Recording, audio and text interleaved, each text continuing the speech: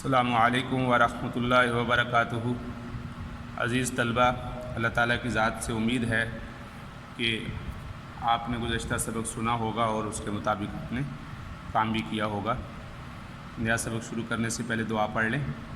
رب یسر ولا تعسر وتمم بالخیر وبک نستعین یا فتاح یا فتاح یا فتاح۔ بیٹا، ہم نے کل جو سبق پڑھا تھا وہ حرف کی تعریف پڑھی تھی اور اسم اور فعل کے درمیان ہم نے فرق پڑھا تھا۔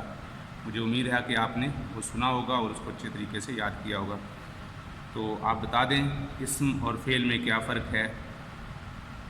جی بتا دیجیے۔ جی بالکل درست، اسم وہ ہے جس کا اپنا ذاتی معنی ہو اور اس میں زمانہ نہ پایا جائے، اور فعل جی فعل وہ ہے جس کا اپنا ذاتی معنی بھی ہو اور اس میں زمانہ بھی پایا جائے۔ دوسرا بیٹا یہ دیکھیں، کچھ مثالیں میں لکھی ہیں، اٹھنا، چلنا، پھرنا۔ یہ بتائیں کہ یہ اسم کی مثالیں ہیں یا فعل کی مثالیں ہیں؟ اٹھنا، چلنا، پھرنا یہ اسم ہے یا فعل ہے؟ بالکل درست، یہ اسم کی مثالیں ہیں۔ تو اگر ان سے فعل بنانا ہو تو فعل کی مثال کیا ہوگی؟ جی بالکل درست، فعل کی مثال ہوگی وہ اٹھا، وہ چل رہا ہے، وہ پھرے گا، وہ کھائے گا، یہ فعل کی مثالیں ہوں گی۔ حرف کی تعریف کیا ہے؟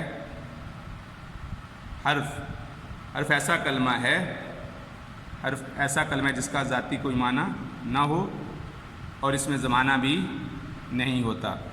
تو یہ بنیادی اس کی تعریفیں تھیں۔ اب آپ کتاب کھولیں، کتاب میں انشاءاللہ ہم یہ دیکھتے ہیں کہ بیٹا یہاں دیکھیے، ہم نے الدرس الثالث اس فعل حرف ہم نے اس ہفتے میں پڑھا ہے، اور اس میں ہم نے یہ بنیادی طور پہ یہ کلمہ کی قسمیں پڑھی ہیں۔ کلمہ کی 3 قسمیں ہیں، اسم، فعل اور حرف۔ پھر ہم نے اسم کی تعریف پڑھی تھی۔ اسم وہ کلمہ ہے جو اکیلا اپنا معنی دیتا ہے اور اس میں زمانہ یعنی ماضی، حال اور مستقبل نہیں پایا جاتا۔ اور فعل ایسا کلمہ ہے جو اکیلا اپنا معنی دیتا ہے اور اس میں تینوں زمانوں یعنی ماضی، حال اور مستقبل میں سے کوئی ایک زمانہ بھی پایا جاتا ہے، جیسے اس نے کھایا، وہ کھا رہا ہے۔ پھر اس کے بعد آگے ہم نے زمانے پڑھے تھے، یہ وہی سبق ہے جو گزشتہ ہم پڑھ چکے ہیں۔ 3 زمانے پڑھے تھے۔ ایک وہ زمانہ جو گزر گیا اسے ماضی کہتے ہیں، دوسرا وہ زمانہ جو گزر رہا ہے اس کو حال کہتے ہیں، تیسرا وہ زمانہ جو آئندہ آنے والا ہے اس کو مستقبل کہتے ہیں۔ ابھی دیکھیں بیٹا، اس وقت اب آپ عربی کا سبق سن رہے ہیں تو اس وقت آپ زمانہ حال میں ہیں، کیونکہ آپ یہ سبق سن رہے ہیں۔ جو کل آپ نے سبق سنا تھا وہ ماضی میں تھا، اور آئندہ کل جو آپ کام کریں گے وہ مستقبل ہوگا۔ تو اب یہ ایک جملہ ہے، وہ کرتے ہیں اب جو نہ کیا تھا نہ کریں گے۔ وہ کرتے ہیں اب جو نہ کیا تھا نہ کریں گے، تو اس میں تینوں زمانے آ گئے۔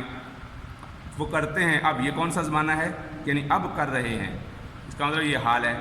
جو نہ کیا تھا، یعنی تھا کا لفظ بتا رہے کہ ماضی، تو یہ ماضی ہو گئے۔ نہ کریں گے یعنی آئندہ بھی ایسا نہیں کریں گے۔ پھر اس کے بعد ہم نے اسم اور فعل میں فرق پڑھا تھا۔ ان دونوں کی جب آپ نے تعریفیں پڑھ لیں اسم اور فعل کی، تو آپ کے لیے ان دونوں کے درمیان فرق کرنا بہت ہی آسان ہو گیا۔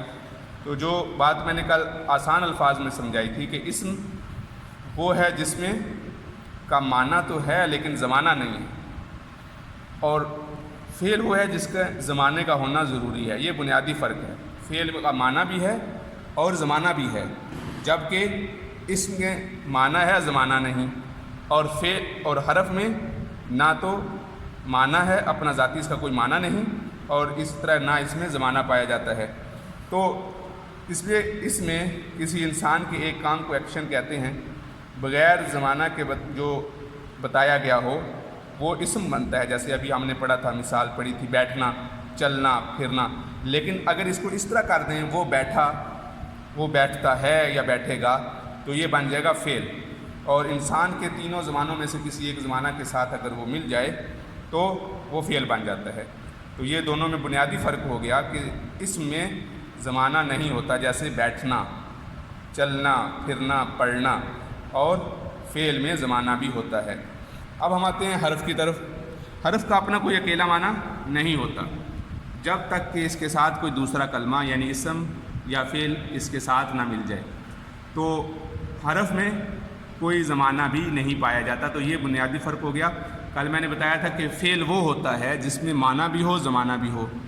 فعل وہ ہوتا ہے جس میں معنی بھی ہو زمانہ بھی ہو, اور اسم وہ ہوتا ہے جس کا معنی ہو زمانہ نہ ہو, اور حرف وہ ہوتا ہے نہ معنی ہو نہ زمانہ ہو. تو اس کا اپنا معنی بھی اکیلا نہیں دیتا, یعنی یہ جب تک دوسرے کلموں کے ساتھ نہیں ملے گا تو اس وقت تک کوئی معنی نہیں دے گا. اور اسی طرح اس میں زمانہ بھی نہیں پایا جاتا. اب اس کی مثال دیکھیں, جیسے سے, میں, پر, تک, کو. ان کلمات کا کوئی مفہوم سمجھ نہیں آتا جب تک کہ اس کے ساتھ کوئی دوسرے کلمات نہ مل جائیں, یعنی اسم فعل اور حرف نہ مل جائیں. دیکھیے اب ہم نے ایک مثال یہاں دیکھی ہے, حامد صبح سے دوپہر تک اپنے گھر میں سبق یاد کرتا رہا. اب اس میں آپ حروف کو ختم کر دیں, مثلا یہ سے ختم کر دیں, تک ختم کر دیں, میں ختم کر دیں, تو یہ لفظ ختم کر دیں. مثلا حامد صبح دوپہر گھر سبق یاد یہ کر دیں کرتا. تو اب یہ جو حروف ہم نے ختم کیے تو اس سے اس کا معنی ہی ختم ہو گیا. تو حرف ملائے بغیر کوئی بات سمجھ بھی نہیں آ سکتی.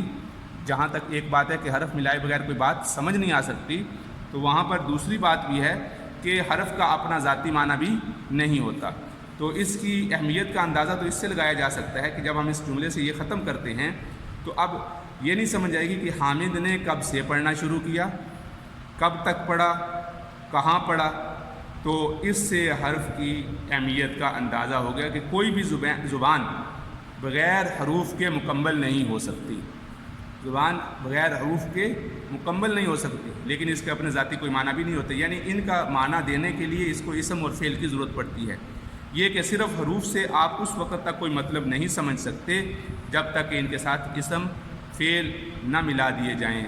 مثال کے طور پہ اب صرف اگر ہم یہ جیسے یہاں پر اس صفحہ پہ دیکھیے, ہم نے حرف لکھ دیے سے, میں, پر, تک, کو. تو کیا مطلب سمجھ میں آیا؟ اس کا کوئی مطلب نہیں بنتا. سے, میں, پر, تک, کو, ان کا کوئی مطلب نہیں ہے بنتا. لیکن یہی حروف جب یہاں پر آ کر یہ جملہ میں آ گئے اسم سے, اب صبح یہ اسم ہے, حامد اسم ہے, دوپہر اسم ہے, تو اب اس کے ساتھ جب مل گئے تو اسی طرح تک مل گیا. تو جب یہ ان کے ساتھ مل گئے, اسم کے ساتھ مل گئے, تو اس کا ایک باقاعدہ معنی بن گیا اور یہ پورا مل کے ایک جملہ بن جاتے ہیں. تو دو باتیں ہو گئیں. اس مثال سے یہ دو باتیں واضح ہوتی ہیں. پہلی بات تو یہ واضح ہوتی ہے کہ بغیر حروف ملائے آپ اس جملہ سے یہ بات نہیں سمجھ سکتے کہ حامد نے کب سے پڑھنا شروع کیا, کب تک پڑھا, کہاں پڑھا.